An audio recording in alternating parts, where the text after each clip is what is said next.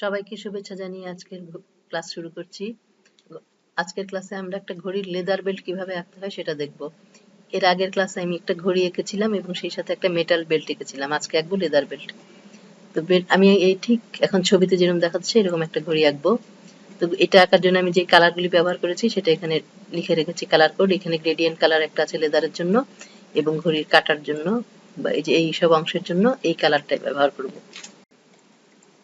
তাহলে চলুন শুরু করি আঁকা। আমি প্রথমে রেক্টেঙ্গেল টুল সিলেক্ট করে এখানে একটা ক্লিক করব। ক্লিক করার পর যে ডায়লগ বক্সটা আসবে সেখানে আমি রেক্টেঙ্গেলের মাপটা নিয়ে নিচ্ছি। Width 100 pixel, height 16 pixel. এই হাইটটা ইম্পর্টেন্ট, এটা মনে রাখতে হবে। এরপর আইড্রপারের সাহায্যে এই কালারটা নিয়ে নিলাম। এখন এটার একটা কপি করে রাখি ঘড়ির আরেক পাশের বেল্ট আঁকার জন্য।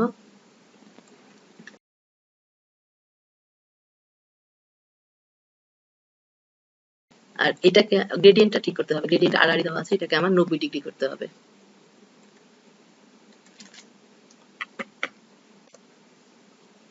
ব্যাস। এখন এই অংশটার অ্যাঙ্কর পয়েন্ট টুলের সাহায্যে একটু গোলাকার করে দিব, এরকম। এবার এটা একটু ছোট একটা অংশ নিব, মানে এটাকে একটু ছোট করে আঁকবো। সেজন্য এটাকে সিলেক্ট করে অবজেক্ট পাথ, অফসেট পাথের সাহায্যে আমি -1.5 পিক্সেল ছোট নিলাম। তারপর ওকে। এখন যে দ্বিতীয় ছোট অবজেক্টটা তৈরি হলো, এটা ফিল কালার আছে, এটাকে আমি স্ট্রোকে কনভার্ট করব। স্ট্রোক এবং এক কালারের স্ট্রোক নিব। বেল্টের কালারের সাথে একটু মিল রেখে দিতে চাচ্ছি, এরকম একটা কালার নিলাম। স্ট্রোকটাকে কমিয়ে দিব। আর ড্যাশ গ্যাপ এটা ব্যবহার করব। -1 গ্যাপ 1।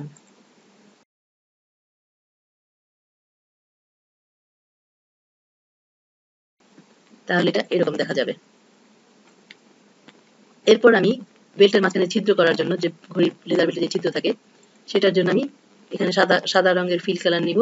স্ট্রোক কালার নিব না, নান করে দিলাম। এবার ইলিপস টুলের সাহায্যে এক ছোট বৃত্ত আঁকবো। অর্থাৎ আমি ছিদ্র যতটুকু করতে চাই ততটুকুই করব। আমি 2 পিক্সেল বাই 2 পিক্সেলই আছে, রাখলাম ওকে।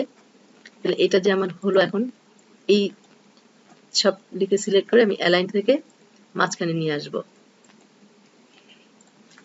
এখন যে কয়টা ছিদ্র তৈরি করতে চাই সেই কয়টা আমি অল্টার শিফট ধরে কপি করে নিব। আমি 4টা করলাম।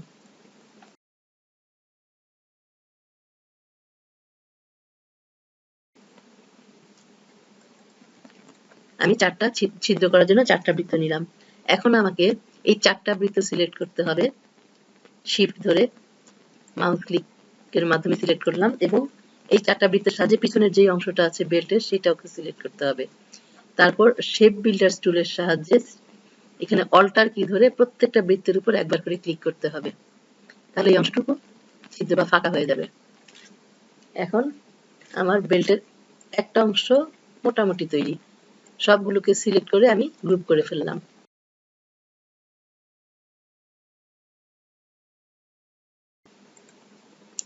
দ্বিতীয় অংশটাও একইভাবে কাজ করব। এটাকে সিলেক্ট করার পর অবজেক্ট পাথ, অফসেট পাথ, এখানেও -1.5 একইভাবে নিলাম ওকে।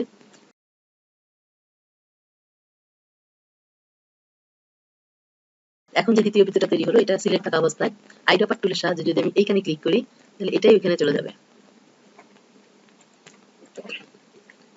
এখন এটাকেও সিলেক্ট করে এখানে যে অবজেক্ট আছে এটাকে সিলেক্ট করে গ্রুপ করে ফেলবো। এরপর আমি ঘড়ির লুপ তৈরি করার জন্য, চামড়ার বেল্টে যেরকম লুপ থাকে সেরকম লুপ তৈরি করার জন্য প্রথমে আমি কালো রঙের কালো ফিল কালার নিয়ে রেক্টেঙ্গেল টুল দিয়ে একটা রেক্টেঙ্গেল আঁকবো। এই রেক্টেঙ্গেলটা আঁকবো হচ্ছে আমার উইডথ নিতে পারি আমার ইচ্ছা মতো 2 বা 3 নিতে পারি। আর হাইট নিব বেল্টের সমান, অর্থাৎ 16 পিক্সেল ওকে।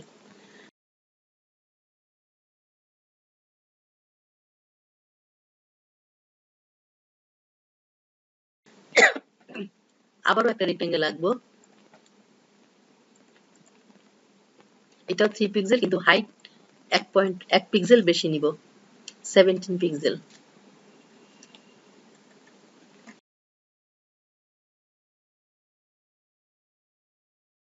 এটার কালার দিব বেল্টের কালার।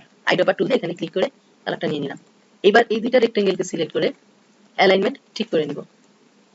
এখন একটার উপর একটা বসে গেছে, আমাদের একটু একটাকে উপরেরটাকে ক্লিক করে সিলেক্ট করে রাইট অ্যারো কিতে একবার ক্লিক করব, এরকম হবে। এবার এটাকে দুইটাকে সিলেক্ট করে গ্রুপ করে নিব। তারপর এই তিনটাকেই একত্রে সিলেক্ট করে অ্যালাইনমেন্ট ভার্টিক্যাল অ্যালাইন সেন্টার করে দিব। এখন একটা বেল্ট একটা লুপ তৈরি হলো, অল্টার আর শিফট ধরে আমি আরো একটা লুপ তৈরি করে নিতে পারি।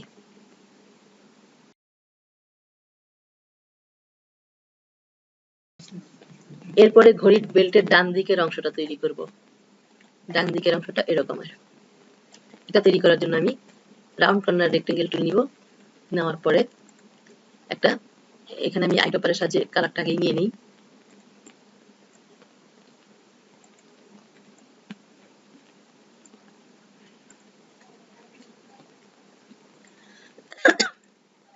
এখন রাউন্ড কর্নার রেক্টেঙ্গেলে ক্লিক করে এখানে ক্লিক করব।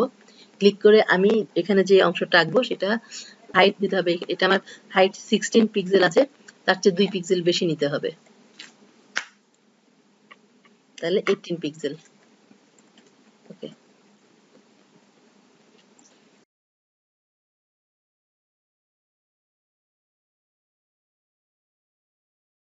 যেটা তৈরি হয়েছে অ্যালাইনমেন্টটা ঠিক করে নিলাম।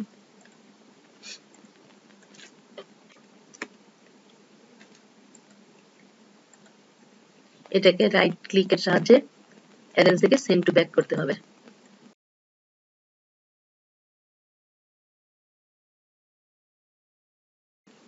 আর এই অংশটা যদি আমি চাই একটু চওড়া করতে, তাহলে এটাকে আমার স্ট্রোক থেকে ফিলে কনভার্ট করতে হবে। সেজন্য অবজেক্ট পাথ আউটলাইন স্ট্রোক করার পর ডাইরেক্ট সিলেকশন দিয়ে বাম দিকের অংশটাকে যদি আমি সিলেক্ট করি, বাম দিকের লাইন, তারপর কিবোর্ড থেকে রাইট অ্যারো কি একবার প্রেস করি, এটা এরকম একটু চওড়া হয়ে যাবে। এটার অ্যালাইনমেন্টটা আমার একটু ঠিক করে দিতে হবে।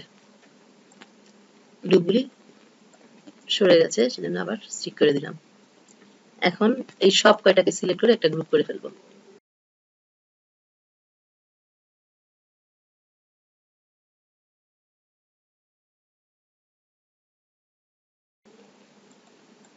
ব্যাস, এখন একটা কাটা আঁকতে হবে, এইরকম একটা কাটা এই বরাবর।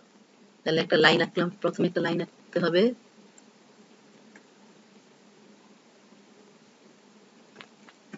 এটাকে আইড্রপারের সাহায্যে এই কালার দিয়ে দিচ্ছি এবং রাউন্ড ক্যাপ করে দিয়েছি। এখন ঘড়ির মাঝখানের অংশটা তৈরি করব।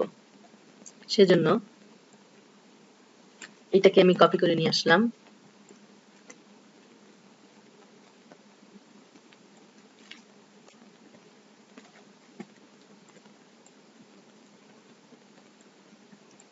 সবগুলোকে একত্রে বসিয়ে আমি আবারও অ্যালাইন ঠিক করে দিব।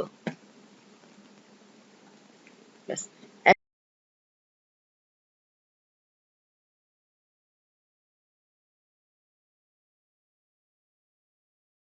এখন আমি যে কাজটা করব সেটা হচ্ছে যে ঘড়ির মাঝখানে বেল্টের সাথে ঘড়ির যে সংযোগ, এটা তৈরি করব। সেজন্য আবারও রাউন্ড কর্নার রেক্টেঙ্গেল নিব এবং এটারও আমি 2 পিক্সেল মোটা করব। বেল্ট 16 পিক্সেল আছে, সে কারণে আমি 18 পিক্সেল নিব হাইট। এখানে ক্লিক করার পর এখানে একটা ক্লিক করব। এটা উইথ আমি যত 20-25 দেখি কতটুকু নিলে ঠিক হয়। 25 নিলাম আর হাইট 18 পিক্সেল। ওকে, উইথটাকে আরেকটু বাড়াতে হবে মনে হচ্ছে। এটাকে রাইট ক্লিক দিয়ে অ্যারেঞ্জ সেন্ড টু ব্যাক করে দিব। এখন এটাকে ঠিক মতো জায়গা মতো বসিয়ে দিতে হবে। এটাকে একটু বড় করতে হবে এই পাশে এবং এরপরে সবগুলোকে একত্রে সিলেক্ট করে অ্যালাইনটাকে শেষবারের মতো ঠিক করে দিচ্ছি।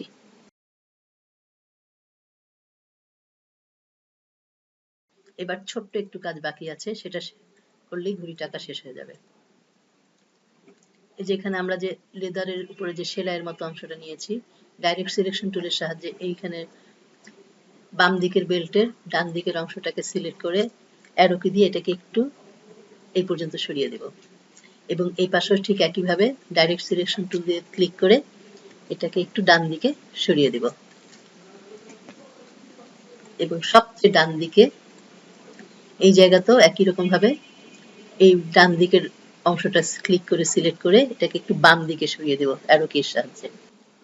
ব্যাস হয়ে গেল আমার লেদার বেল্টের ঘড়ি আঁকা। আজকে এই পর্যন্তই, আবার পরবর্তী ক্লাসে দেখা হবে।